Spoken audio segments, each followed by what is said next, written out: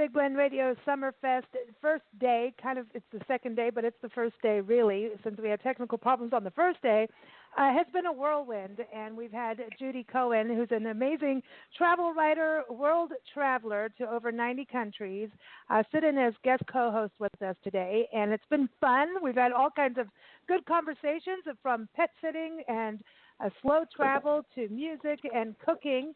And she is going to tell us a little bit, though, about her adventures in Alaska and what's coming up for Alaska, especially when it comes to small ship cruising. So I encourage you to go to Judi's website. It's travelingjudi.com, and that's Judi with an I. And you can also find her on both of our websites. Go to blendradioandtv.com. Hey, check it out. She made the front cover story of our recent issue of Big Blend Radio and TV magazine, and she's also featured on nationalparktraveling.com. So, Judi, I want to know, are you having fun yet? I'm having a great time. This has been a great show.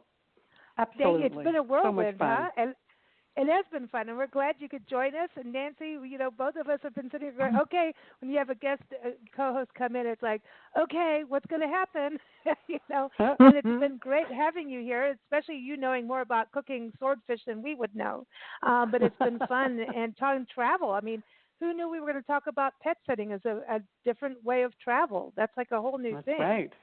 That's right. I'm definitely going to be looking into that. Well, it's interesting because you do luxury travel. I think what Nancy, you and I have in common is that we all like offbeat adventures. We don't want to take the main highway, and we are also into nature as well, right, and culture. So we've got a lot in common in that arena. One thing that you have done that I'm very, very jealous. I know we're not supposed to be jealous, but I am. Is go to Alaska. So yes. This is one of my big bucket list things, or wish list. I don't want to say bucket list, wish list. And this is a place you went kayaking and all kinds of good stuff. I actually don't think that there's been a better time than right now to go to Alaska. If you can make it up there, because the small ship companies, the ones with under 250 people and American flag ships, are all going to be operating. They're going to be the first ones out. Like Uncruise Adventures, for instance, is starting on August 1st, and they're going to be doing a 7-night Glacier Bay adventure. And it is 2 days of that are going to be in Glacier National Park, and it's from Juneau to Juneau, so you just have to find a way to fly up to Juneau and fly back to wherever you come from. But it's the perfect time. There aren't going to be any large cruise ships operating yet. They limit the number of small ships that go into these areas and certainly into Glacier National Park. And there's only a handful of them that will be operating. So this is like the perfect time. Personally, I can't go because I can't cross the U.S.-Canada border yet. We're still closed. But for anybody that can, I think it's a great destination, and it's a perfect time of year to be going. Well, it's interesting that they're allowing the small ships, right? Because I know the big ships. I mean, that was a problem, especially at the beginning of COVID. But now, do you think that they're going to have to do some kind of protocol, right? Because Nancy, we were talking about this, Nancy and I, at breakfast this morning about, well, are they? It's kind of like staying in B&Bs, which we've done, stayed in bed and breakfast as we've traveled around a bit. And just everyone puts on these precautions, and not puts on, but activates them. Like you can't walk here without disinfecting your hands. You've got to wear a mask. You've got to do certain things. And even some of like the hotels and stuff, you can't be on a room facing another person's room. So have you seen any of that kind of development in regards to the small ships? Yeah, well, even to get into Alaska, there's going to be there is required COVID-19 testing, and a certificate is going to have to be presented before embarkation on the ship.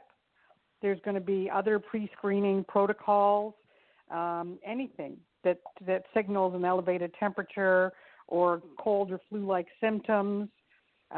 They won't be allowed. You will not be allowed onto the ship at all. The transportation to and from the airport even is limited. It's going to be provided by the cruise line. Like in the case of uncruise, it's going to be provided directly by them, and all of the crew are going to be tested. There's a whole series of protocols for COVID-19. They're too long to go into, but everything from there will not be buffets, for instance, and even at cocktails when you have. I know cocktails are very important to to you and Nancy. Yeah, but just watch my cocktails language. will be served behind plexiglass, including your little canapes and your hors d'oeuvres that may go along with them. So where at one time we would all congregate and hang out at the bar and have our little snacks before dinner, you won't be able to do that now. That'll all be handled for you. And there's no buffet. It's all going to be plated meals, everything to mitigate.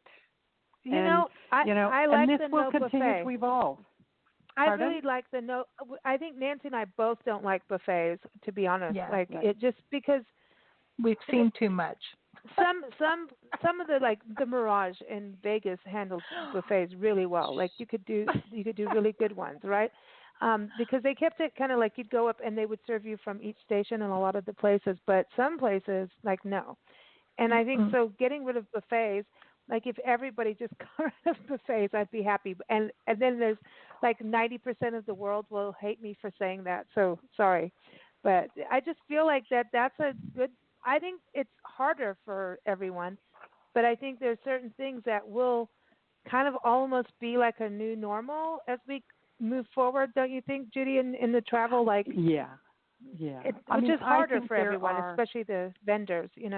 I think that everybody's got to reframe travel. Like we've all got to, we're going to go through this, and it's going to be adjusted many times as we emerge from the pandemic, and hopefully not have a resurgence. But it's a matter of reframing. How do we travel, and really understanding what it is that you expect out of travel. If you don't like the idea of wearing a mask, and you're not prepared to wear a mask, for instance, on aircraft and in some other places, and you don't want to wash your hands, and you don't want to sanitize and be surrounded by people sanitizing everything, well, maybe you're best off staying at home. Yeah, exactly.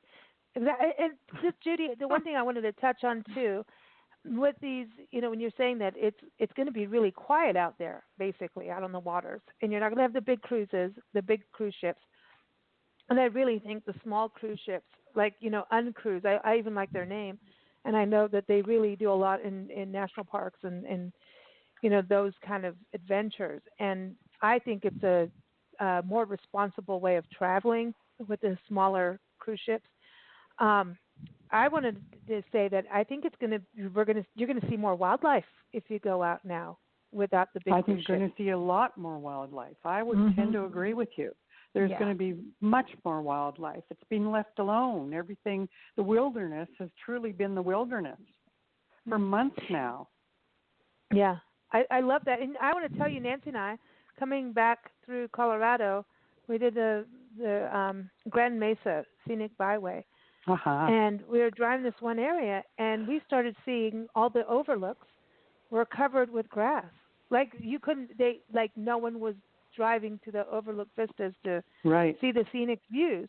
So they were grown over. And that's the coolest thing, to see nature come back. Right. And so I think the respite that we've given nature is a good thing, honestly. It's okay for us to all take a break once in a while. It's been hard on the industry, hard on so many levels for so many people. But I also know that our planet needed rest. She needed one. Our planet definitely needed the rest, and well-needed rest. So it's looking great. But, even when I was there last year, almost at this time. I was there last year on Mother's Day. And Glacier Bay National Park. You just fall in love with the solitude, the quiet, and the remoteness. You really are in this remote part, connected to wilderness. And we have a park ranger. When the ships come in, or when the boats come into Glacier National Park, one of the park rangers comes aboard. And Oh. she, in this case, her name was Kate, Ranger Kate, came with us and explained everything to us as we were in the park, as we approached a number of the glaciers. Marjorie Glacier, for instance, the blue veins in it, when we saw all the bergy bits and the growling and the cracking, she was able to explain everything to us. And she wore her hat most of the time, and she was in uniform. But she explained that that coming into the park is a real privilege. And for us to have spent 2 whole days in Glacier National Park, which is different than a number of other ships. A lot of the other ships just come in, cruise around, and then leave. We were there for 2 days, and we stayed overnight in the park. And, you know, just seeing the humpbacks and the bears, and in Bartlett Cove in the park, the people on our boat, there was under 50 people on our boat, and they stopped and they said, well, we're going to do a polar plunge here. I mean, can you imagine the magic of doing that? That's in the middle amazing. of a national park. That's cool. It was great. It was great. I really want to go to Alaska, and too. I love what you're doing with the small cruising, because I think as we move forward to this kind of seeing nature come back to life. I mean, she's always there. She'll always remind us she's there, right? But That's I feel right. like as we move forward, that we need to look even further at how we can have a better footprint as travelers. We really do. And it's kind of going back to the house sitting thing. I kind of feel like that's even part of it. You know, it's kind of like there's something with that you're, I don't know. There's all these alternatives out there of how we do things. And I think that's been the big lesson of COVID is what can we do differently? And what do we need to do differently? And what have we had to do differently? And I think that's an important, there's so many lessons from it, you know. That's right. Obviously harsh too, but. You know, Lisa and Nancy, you know that I write for Quirky Cruise out of Singapore. And Quirky Cruise has got all kinds of contributors. And all we do there is go on small ship cruises. And Quirky Cruises all around the world. A lot of them are wilderness and other places. And I think that this house sitting fits right into the Quirky Cruise mentality also. That's interesting. I like this. I think we're going to all have a good moving forward of everything as we progress into normalcy, which I don't think we'll ever have normalcy. You know, and that's okay too. The new normal. You know, it's going to be a new normal. It is a new normal. Yeah, there's always a new normal. I think, Nancy, that's kind of always been our thing, right, as traveling and doing what we do. It's always a new normal. It is what it is. Yeah, for sure. But we want to thank you for sitting in with us and co-hosting and having fun with us today. It's been a blast, Judi. You're good at it. You come in with questions, and we're like, okay, we could just sit back and drink our wine and then open our mouth and say the wrong things. But it's been a blast having you on the show. Well, thank and you. We've thank got you very many much. more conversations, and I still love the community party we did with you and Leslie Mendoza. That was fun, right? That was super cool. That was good stuff. More so coming of that too, everybody. Lots coming up. A lot of new things coming up. You can keep up with Judi. Go to travelingjudi.com, and that's Judi. She's especially active on Instagram, of course, Twitter too. But Instagram, follow her. You're going to see a different country every day.